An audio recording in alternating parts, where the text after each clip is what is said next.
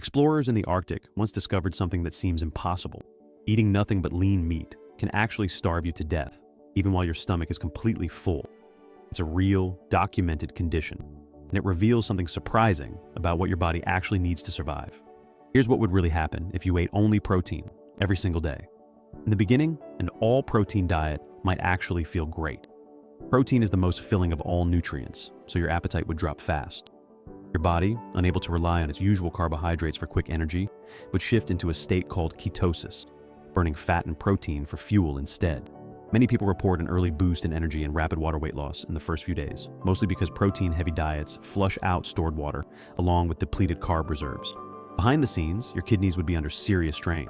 Digesting protein produces nitrogen waste, which your kidneys filter out as urea. Eat only protein, and that workload multiplies dramatically day after day with no break. In healthy people, kidneys can usually keep up for a while. But this sustained overload is exactly why doctors warn people with any existing kidney issues against high-protein diets specifically, and why extreme, prolonged versions raise concern even in healthy adults. Here's where it gets genuinely dangerous. There's a real historical condition called rabbit starvation, named by Arctic explorers who survived almost entirely on extremely lean meat, like rabbit, with virtually no fat.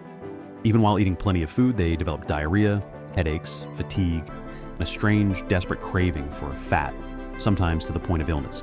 The human body can only process so much protein for energy before the liver simply can't keep up, and without enough fat or carbs to fill the gap, people can genuinely starve while their stomachs are full.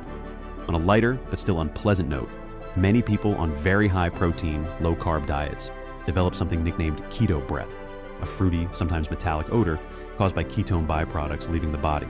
Mood can take a hit too. Carbohydrates play a direct role in producing serotonin, a key mood-regulating brain chemical. Cut carbs completely for an extended period, and some people report irritability, brain fog, and difficulty concentrating, especially in the first couple of weeks. Your gut bacteria depend heavily on fiber, found in fruits, vegetables, and whole grains, none of which exist in an all-protein diet. Without fiber, beneficial gut bacteria populations can shrink dramatically within just a few weeks. This isn't a small side effect. A healthy gut microbiome is linked to immune function, digestion, and even mental health. Constipation is also extremely common on all protein diets, precisely because there's no fiber left to keep digestion moving. Long-term, a diet built entirely around protein, especially from red and processed meat, is linked in numerous studies to increased risk of heart disease. Without the fiber, antioxidants, and plant compounds found in fruits and vegetables, your cholesterol levels and blood vessel health can gradually worsen. Some research also points to increased risk of certain cancers, with very high, sustained intake of red and processed meat, specifically, which would make up the bulk of a protein-only diet. Fruits and vegetables are your body's main source of vitamin C, potassium, and dozens of essential micronutrients.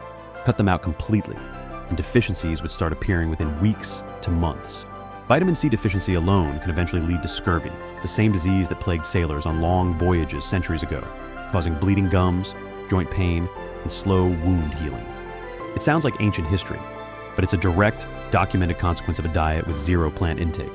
In the short term, yes, most healthy people could survive weeks on an all-protein diet, likely losing weight quickly due to reduced appetite and water loss. But surviving and thriving are very different things.